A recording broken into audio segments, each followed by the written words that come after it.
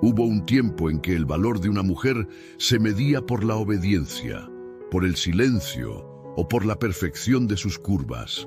Y aquellas que se atrevían a ser diferentes, por dentro o por fuera, eran vistas como una molestia, un error que debía corregirse. Carolina era así, inteligente, intensa y dueña de un cuerpo que la sociedad no perdonaba, noble, firme, y por negarse a aceptar un destino impuesto, fue castigada como si fuera una vergüenza, entregada a un hombre amargado, por orden del rey, como si el amor fuera una moneda de castigo. Pero donde todos vieron humillación, el destino sembró una semilla de redención. Esta es una historia para mujeres que alguna vez fueron silenciadas, subestimadas o relegadas, pero que aún guardan en el alma la esperanza de vivir un amor sincero, ese que mira el corazón antes que la apariencia. En la opulenta pero cruel corte de Madrid del siglo XVIII, donde la belleza era el mayor dote de una mujer y la inteligencia una maldición, la vida de Lady Carolina de Bellacorte estaba a punto de cambiar para siempre. Los salones dorados del Palacio Real resonaban con el murmullo constante de los cortesanos. Sus sedas de León susurraban secretos, mientras las joyas resplandecían bajo la luz de los candelabros venecianos, y sus abanicos de marfil y encaje ocultaban sonrisas burlonas cargadas de malicia.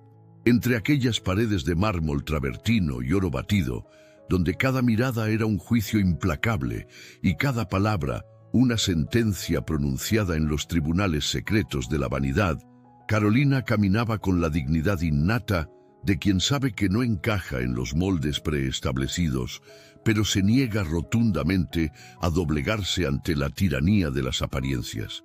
A los 20 años, poseía una mente afilada como las espadas toledanas y un espíritu indomable que brillaba en sus ojos verdes, pero su figura robusta la alejaba del ideal de delicadeza femenina que la época exigía como tributo a la feminidad. Las damas de la corte la observaban con desdén apenas contenido, susurrando tras sus abanicos de encaje sobre la bella corte que no honra su apellido. Los caballeros desviaban la mirada, prefiriendo las cinturas de avispa y los rostros pálidos que parecían pinturas de querubines. Carolina había aprendido a caminar erguida entre aquellas miradas. Llevaba su inteligencia como una corona invisible que nadie podía arrebatarle. Su mayor tormento no era el escrutinio constante, sino la presión incesante de su familia para aceptar un matrimonio ventajoso. El duque Armand de Villanueva, sobrino del rey Fernando VI, pues ella había fijado sus ojos lascivos en ella, no por amor, sino por la considerable dote que acompañaba su apellido. Era un hombre de ambición desmedida y corazón cruel, cuyas intenciones prometían solo tormento. Su mirada reptiliana seguía a Carolina por los corredores de piedra, y sus sonrisas contenían una promesa siniestra que helaba la sangre de la joven. «Deberías sentirte halagada por la atención del señor duque», le repetía su madre, doña Isabel, con los ojos brillantes ante la perspectiva de tal enlace. Un hombre de su linaje y posición. Carolina veía más allá de los títulos y las riquezas. En los ojos del duque no había amor, sino posesión. En sus palabras melosas no había ternura, sino control. Su alma clamaba por una conexión verdadera, por un amor que trascendiera las apariencias y los convencionalismos sociales. ¿Acaso era demasiado pedir ser amada por quien realmente era y no por lo que representaba? El destino, caprichoso como el viento que sopla entre los cipreses de Castilla, tenía preparado para ella un encuentro que cambiaría el curso de su historia para siempre. La primavera de 1765 trajo consigo el suntuoso baile de gala en el Palacio Real de Aranjuez, donde las rosas florecían en los jardines como testigos silenciosos de los dramas que se gestaban entre las paredes del poder. Los salones brillaban bajo la luz de 1000 candelabros, y las damas lucían sus mejores galas de brocado y terciopelo, compitiendo en esplendor como mariposas en un jardín de vanidades. Carolina había elegido un vestido de seda color esmeralda que realzaba sus ojos, y llevaba el cabello recogido con perlas que habían pertenecido a su abuela. Se movía entre los invitados con la gracia natural de su educación noble, pero manteniendo siempre esa distancia prudente que había aprendido a cultivar como mecanismo de defensa. La música llenaba el aire cuando el duque Armand se acercó a ella, su sonrisa tan falsa como las promesas de los políticos. «Mi estimada Carolina», murmuró con voz sedosa, «¿me concedería el honor de acompañarme a la galería? Hay un asunto de suma importancia que debo discutir con usted». Los instintos de Carolina se alzaron como banderas de alerta, pero la educación le impedía rechazar abiertamente a un noble de tal rango. Lo siguió hasta la Galería Oriental, donde los retratos de monarcas pasados observaban desde sus marcos dorados con ojos que parecían advertir del peligro. Una vez solos, lejos de las miradas protectoras de la multitud, el duque reveló su verdadera naturaleza. Sus modales corteses se desvanecieron como humo y sus manos se volvieron garras que intentaron atraparla contra la pared de mármol. «Ha llegado el momento de que entienda cuál es su lugar», le susurró al oído, su aliento cálido y repugnante. «Será mía, con o sin su consentimiento. El rey ya ha dado su bendición a nuestro enlace». Pero Carolina no era una dama indefensa educada solo en bordado y música. Su mente aguda había aprendido a defenderse con palabras afiladas, y su dignidad le daba fuerzas que no sabía que poseía. Con un movimiento decidido, lo apartó de sí y alzó la voz para que resonara por toda la galería. «Aléjese de mí, señor duque. Su comportamiento es el de un villano, no el de un noble. No permitiré que me trate como si fuera de su propiedad».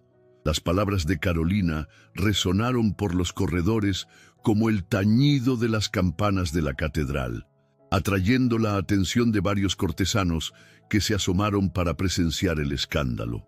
El duque, con el rostro encendido de ira y humillación, retrocedió, pero sus ojos prometían venganza. La noticia del desplante público llegó a oídos del rey Fernando VI antes de que Carolina pudiera regresar a sus aposentos. El monarca, un hombre de temperamento volátil y autoridad absoluta, convocó a la joven a una audiencia inmediata en el Salón del Trono. El Salón Real era un espacio arquitectónico que inspiraba temor reverencial, con sus imponentes columnas de mármol rosa traído de las canteras de Macael y su techo abovedado magistralmente decorado con frescos renacentistas que narraban las glorias militares y culturales de España a través de los siglos. El rey, sentado en su trono de terciopelo carmesí, la observó con ojos fríos como el acero de las espadas. Lady Carolina de Bellacorte, pronunció su nombre como si fuera una sentencia. «Me han informado de su conducta indecorosa hacia mi sobrino, el duque Armand». Carolina mantuvo la cabeza alta, aunque sentía que las rodillas le temblaban. «Su Majestad, solo defendí mi honor ante un comportamiento inapropiado». El rey se levantó de su trono, y sus palabras cayeron sobre ella como latigazos. «¿Honor? ¿Honor, dice usted?». Su risa resonó por el salón como el eco de una pesadilla.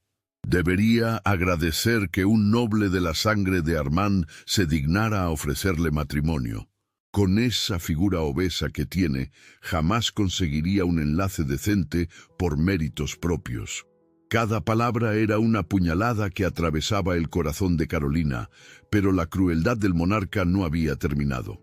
Pero ya que ha osado despreciar sangre real, tendrá su castigo. Será entregada a un plebeyo para que aprenda cuál es su verdadero valor. Los ojos del rey se posaron en una figura que permanecía en las sombras del salón. «De Baltasar de Mendoza, cochero mor de mi corte, acérquese». Del fondo del salón emergió un hombre que Carolina había visto ocasionalmente cuidando de los caballos reales, pero al que nunca había prestado atención. Baltasar era un hombre de 25 años, alto y de complexión fuerte, moldeada por años de trabajo con los nobles corceles. Su rostro, curtido por el sol y marcado por líneas de amargura, parecía tallado en piedra. Sus ojos, de un gris tempestuoso como las nubes de invierno, no reflejaban emoción alguna al escuchar las palabras del rey. Baltasar, continuó el monarca con una sonrisa cruel, usted también ha desafiado mis órdenes en el pasado. Es hora de que ambos reciban su merecido. Se casarán de inmediato, y Lady Carolina a secas, vivirá en los establos reales. Serán castigo el uno para el otro. El mundo de Carolina se desplomó como un castillo de naipes. En un instante había perdido su título, su posición, su futuro. La mirada fría e indiferente de Baltasar le confirmó que también había perdido toda esperanza de comprensión o compasión. Los establos reales habían sido parcialmente adaptados para recibir a la antigua noble. Una pequeña casa de piedra, construida junto a las caballerizas principales, sería su nuevo hogar. Las habitaciones eran simples pero dignas.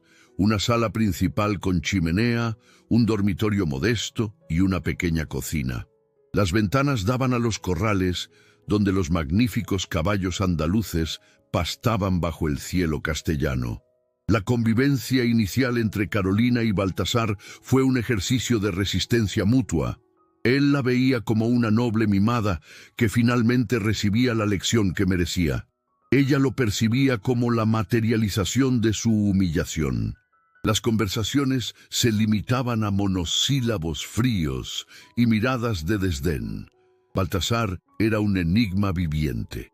Cuidaba de los caballos con una ternura que contrastaba dramáticamente con la dureza que mostraba hacia Carolina. Sus manos, fuertes y callosas, se volvían suaves como plumas al tocar el pelaje de los animales. Hablaba con ellos en susurros, cual si fueran viejos confidentes que guardaran sus secretos más profundos. Carolina, acostumbrada a los lujos de la vida palaciega, luchaba por adaptarse a su nueva realidad. El agua del pozo cercano tenía un sabor extraño, la comida era simple y las noches eran frías sin las chimeneas constantemente encendidas del palacio.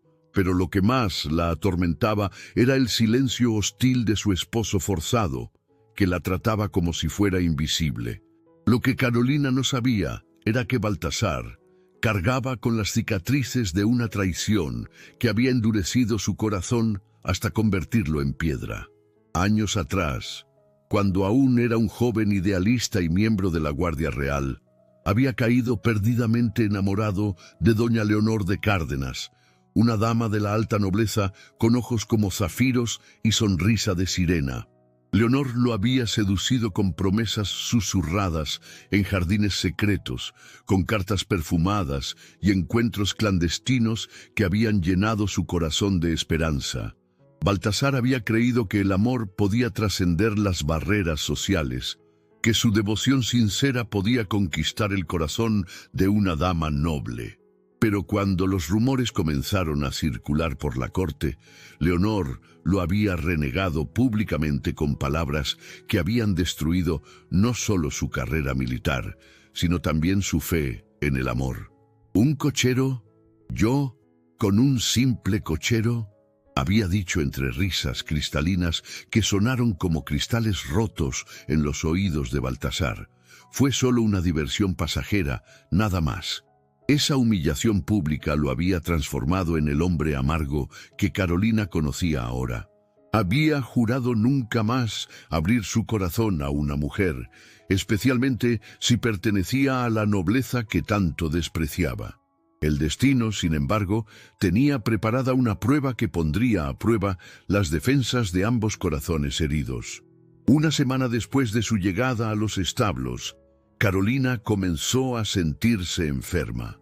Al principio lo atribuyó al cambio de vida y al estrés emocional, pero pronto los síntomas se intensificaron. La fiebre la consumía como fuego, y su cuerpo temblaba incontrolablemente.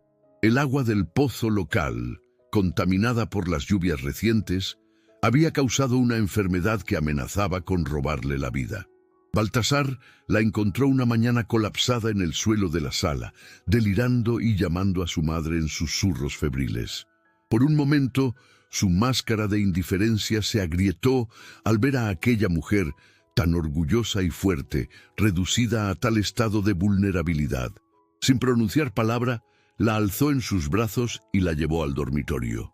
Sus manos, las mismas que cuidaban de los caballos con tanta ternura, se volvieron igualmente delicadas al cambiar los paños fríos de su frente y al preparar infusiones de hierbas medicinales que había aprendido a usar durante sus años como soldado. Durante 3 días y 3 noches, Baltasar veló el sueño de Carolina. No durmió, no comió apenas, no se alejó de su lado.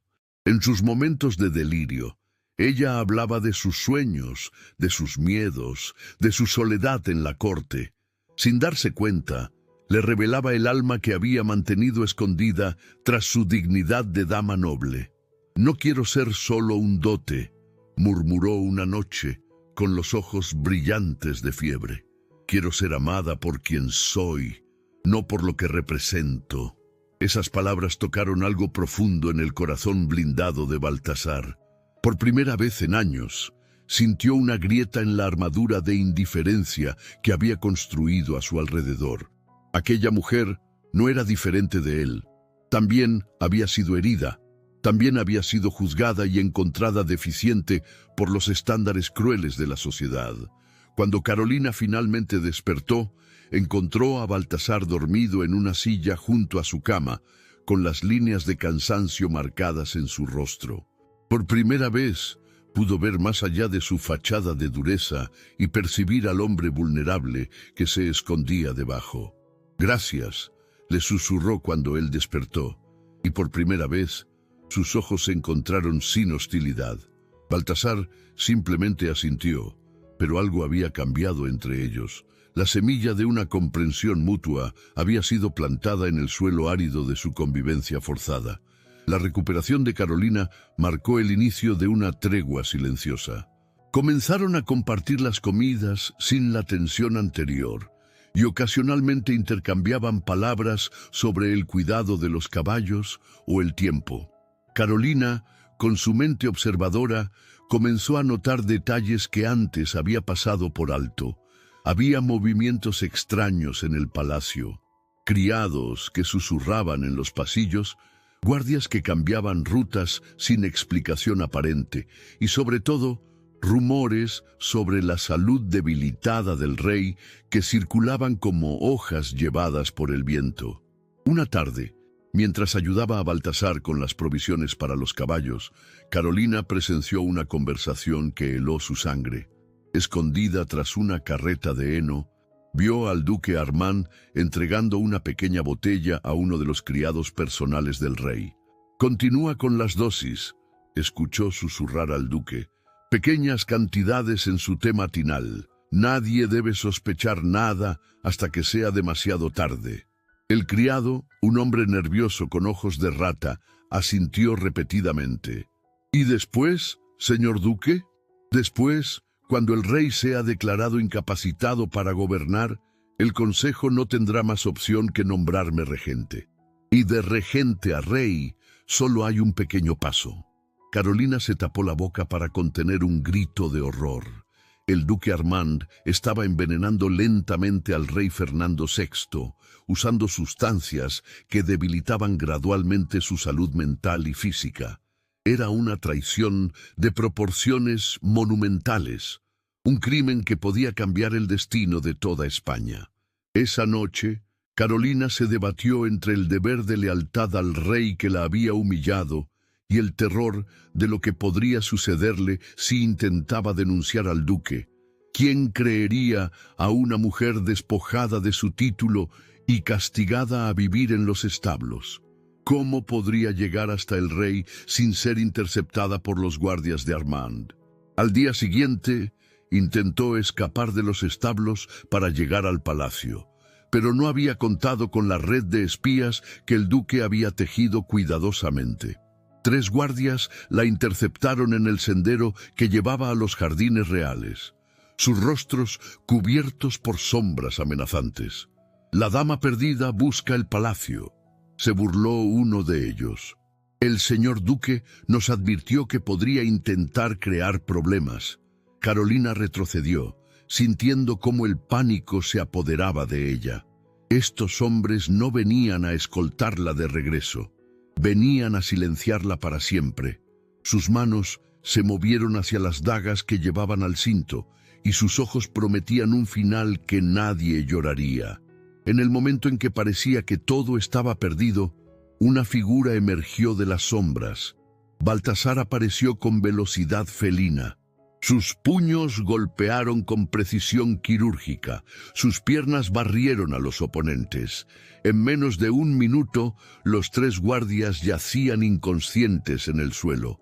Baltasar tomó la mano de Carolina para guiarla en una fuga desesperada. Corrieron por senderos secretos que él conocía como las líneas de su propia mano, hasta llegar a una cabaña abandonada en lo profundo del bosque que rodeaba Aranjuez. Solo cuando estuvieron seguros de que no los habían seguido, Carolina pudo finalmente respirar. «¿Cómo?», comenzó a preguntar, pero Baltasar la interrumpió con una mirada que contenía años de secretos guardados. «Hay cosas sobre mí que no sabe», le dijo, encendiendo una vela que iluminó la pequeña habitación con luz dorada. «Y que si va a confiar en mí para salvar al rey, debe conocer la verdad».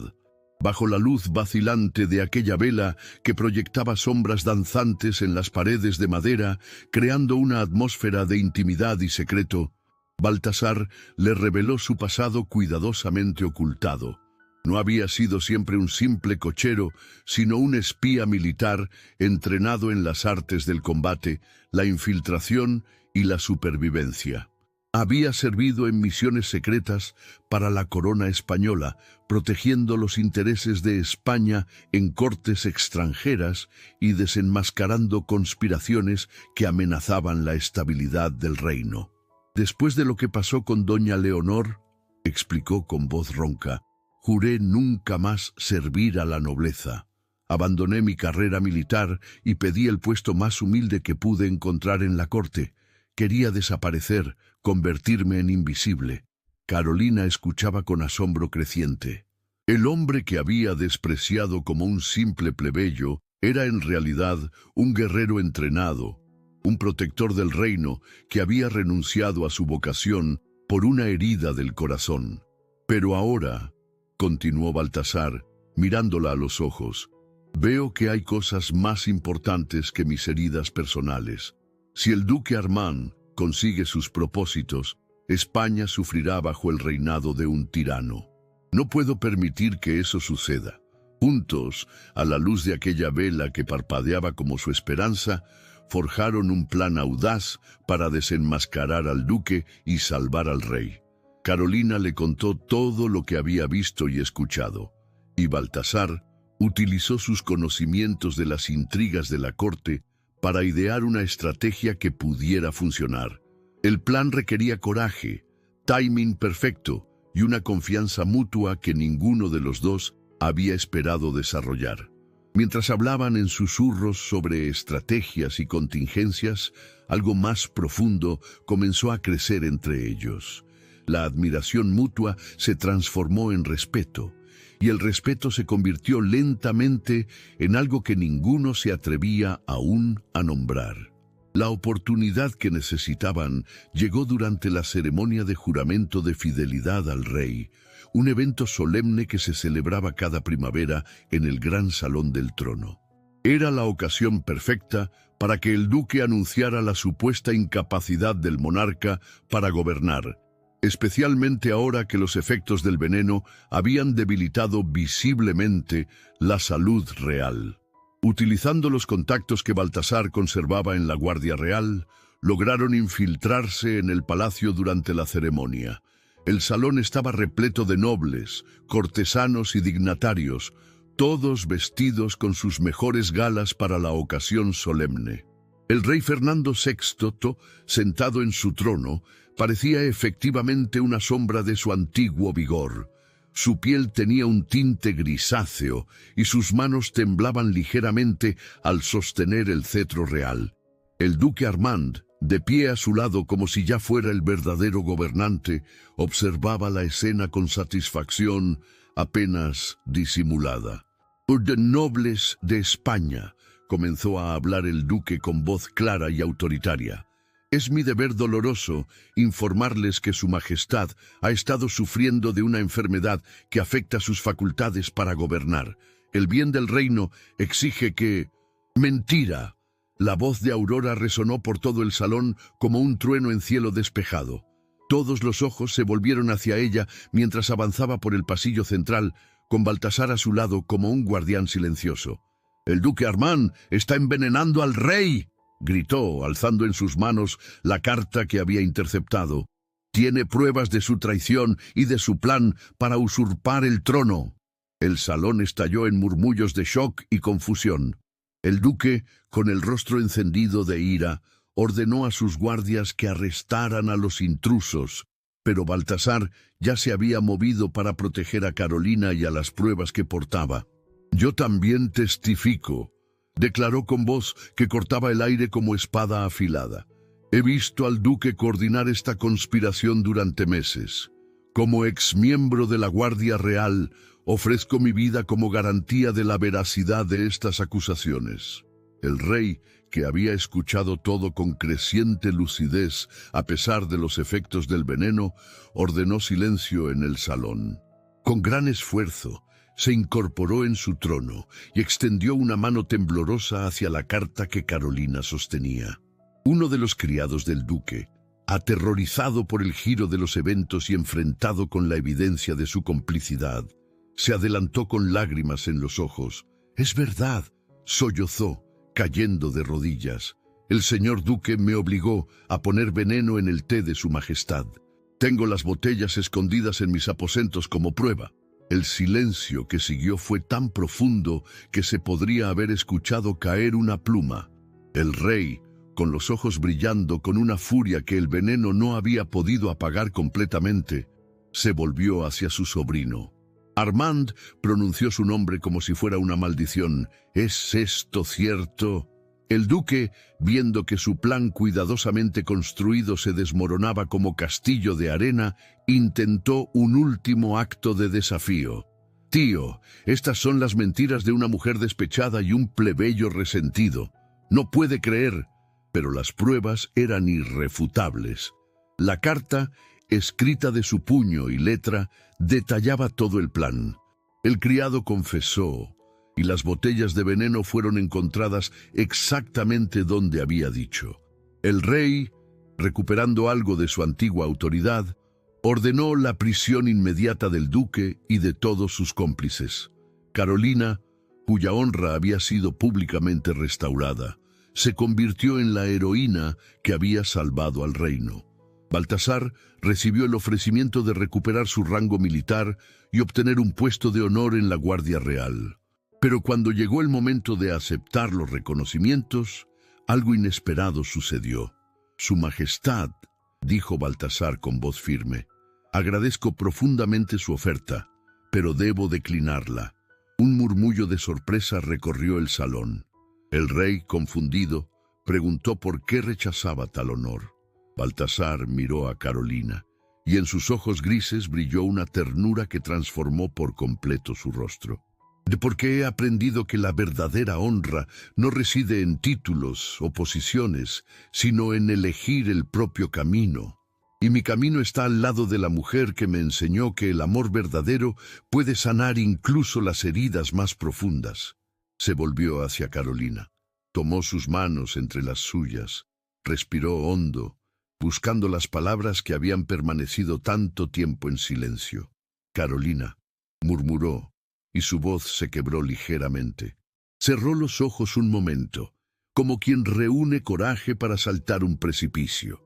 «En estos meses de convivencia, usted ha logrado transformar mi corazón de piedra en algo capaz de amar nuevamente. Me mostró que no todas las nobles son semejantes a Leonor, que existe la bondad genuina y el coraje real. Me enseñó que el amor verdadero no conoce barreras sociales y que la verdadera nobleza reside en el alma, no en el linaje. Carolina sintió que las lágrimas corrían por sus mejillas como diamantes líquidos. Por primera vez en su vida, alguien la veía completamente, la amaba por quien realmente era, no por lo que representaba o poseía. Baltasar, susurró, usted me salvó de una vida de fingimiento y conveniencia. Me mostró que la verdadera libertad no está en ser aceptada por la sociedad, sino en amar y ser amada sin reservas. En sus brazos encontré el hogar que siempre busqué. El salón del trono se había transformado en testigo de una declaración de amor que trascendía todas las convenciones sociales. Incluso el rey, movido por la sinceridad de sus palabras, sonrió por primera vez en meses. Baltasar y Carolina abandonaron la corte esa misma tarde, no como cochero y exnoble, sino como almas gemelas que habían encontrado en el amor la fuerza para desafiar al mundo. Viajaron hacia el sur, a las tierras doradas de Andalucía, donde el sol brillaba más cálido y la vida fluía con un ritmo más gentil. En un valle rodeado de olivares centenarios, donde el canto de los ruiseñores se mezclaba con el susurro del viento entre las hojas plateadas. Establecieron su nuevo hogar en una casa de piedra blanca con tejas de barro. No se conformaron con vivir solo para su felicidad. Su amor había nacido del sufrimiento compartido, y comprendieron que su propósito sería aliviar el sufrimiento de otras almas necesitadas. Fundaron un refugio para mujeres que habían sido rechazadas, despreciadas o perseguidas por el sistema cruel de la sociedad. Allí llegaban damas empobrecidas que habían perdido su fortuna, campesinas abusadas por señores sin escrúpulos, jóvenes madres solteras repudiadas por sus familias, viudas desamparadas y mujeres que no encajaban en los moldes restrictivos de la época. En aquel lugar sagrado, todas encontraban dignidad, trabajo honesto y la oportunidad de reconstruir sus vidas, además de redescubrir su propio valor como seres humanos dignos de respeto y amor. Carolina, liberada completamente de las restricciones sofocantes de la vida cortesana, florecía como una flor silvestre que finalmente recibe la luz dorada del sol después de años en la sombra. Su inteligencia natural encontró propósito genuino en la administración eficiente del refugio, y su corazón generoso se expandía cada día al ayudar a otras mujeres a encontrar su propio camino hacia la libertad. Baltasar, por su parte, descubrió que podía usar sus habilidades militares para proteger a las mujeres que llegaban buscando ayuda y sus conocimientos de caballos para enseñar oficios útiles. Pero sobre todo, aprendió a abrir completamente su corazón, dejando que el amor fluyera sin las barreras que había construido durante años. Las tardes los encontraban caminando entre los olivares centenarios, con las manos entrelazadas y los corazones en paz absoluta. Aurora había dejado atrás para siempre las inseguridades sobre su apariencia. En los ojos enamorados de Baltasar se veía reflejada como la mujer más hermosa del mundo. Él había sanado las heridas de su pasado, y su alma había recobrado la capacidad de confiar y amar sin límites. Cuando las estrellas comenzaban a brillar sobre las suaves colinas andaluzas, se sentaban en el pequeño jardín florido que habían creado juntos con sus propias manos, rodeados del perfume embriagador de jazmines y rosas que parecían bendecir su unión. Allí, bajo la bóveda infinita del cielo nocturno estrellado, hablaban de sus sueños más íntimos, de las mujeres que habían ayudado ese día, de los planes ambiciosos para expandir el refugio. ¿Se arrepiente alguna vez?, le preguntó Aurora una noche, mientras observaban las luciérnagas danzar entre las flores. Baltasar la estrechó más cerca de sí, y su voz sonó como una caricia en la brisa nocturna. de haber encontrado el amor verdadero, de haber descubierto que la felicidad no reside en títulos o posiciones, sino en esta paz que siento cada noche al dormir a su lado. Jamás. Aurora sonrió, y en esa sonrisa estaba toda la alegría de una mujer que finalmente había encontrado su lugar en el mundo. Entonces no nos arrepentimos de nada, murmuró, ni siquiera del castigo que nos unió. Especialmente no de eso, rió Baltasar, besando su frente con ternura infinita. Que fue el mejor castigo que nos pudo dar el destino. Los años pasaron como hojas llevadas por una brisa gentil, y su amor solo se profundizó con el tiempo. El refugio creció hasta convertirse en una pequeña comunidad próspera, donde mujeres de todos los orígenes encontraban no solo seguridad, sino también la oportunidad de descubrir su propio valor y potencial. Las historias de transformación se multiplicaban, damas que se convertían en maestras, campesinas que aprendían oficios artesanales, madres que encontraban la fortaleza para criar a sus hijos en libertad. Carolina y Baltasar se convirtieron en leyenda en toda Andalucía, la pareja que había transformado un castigo real en la historia de amor más hermosa que jamás se hubiera contado. Su vida era la prueba viviente de que el amor verdadero puede nacer de las cenizas de la humillación y que la verdadera nobleza no reside en la sangre, sino en la capacidad de amar sin reservas y de ayudar a otros a encontrar su propia libertad. En las noches silenciosas, cuando la luna plateada iluminaba los olivares y el mundo parecía sostenido en un suspiro de serenidad, Carolina y Baltasar daban gracias al destino que los había unido de manera tan inesperada. Habían aprendido que el amor más profundo a menudo viene disfrazado de adversidad y que las almas gemelas se reconocen no en los palacios dorados, sino en los momentos de vulnerabilidad compartida. Su historia quedó grabada para siempre en los corazones de quienes la conocieron, como un testimonio eterno e inspirador de que el amor verdadero puede triunfar sobre cualquier obstáculo, que la verdadera belleza reside en la bondad del alma, y que la felicidad más completa se encuentra cuando dos corazones heridos deciden sanar juntos, construyendo un futuro luminoso donde el amor reina por encima de todas las convenciones sociales. Y así, bajo el cielo estrellado de Andalucía, donde el perfume de los azahares se mezclaba con las promesas susurradas al viento nocturno, y donde las estrellas parecían testigos celestiales de su felicidad, Carolina y Baltasar vivieron su amor como una canción eterna, demostrando que a veces los mejores finales nacen de los comienzos más amargos, y que el corazón valiente siempre encuentra su camino hacia casa. Si esta historia romántica tocó tu corazón, quiero invitarte a quedarte un poco más. En las tarjetas te dejo otras historias como esta, llenas de emoción, giros inesperados y personajes que te harán soñar otra vez. No olvides dejar tu like y suscríbete al canal. Es gratis y nos ayuda muchísimo. Gracias y un fuerte abrazo. Y para saber que llegaste hasta el final, escríbeme en los comentarios la palabra velo.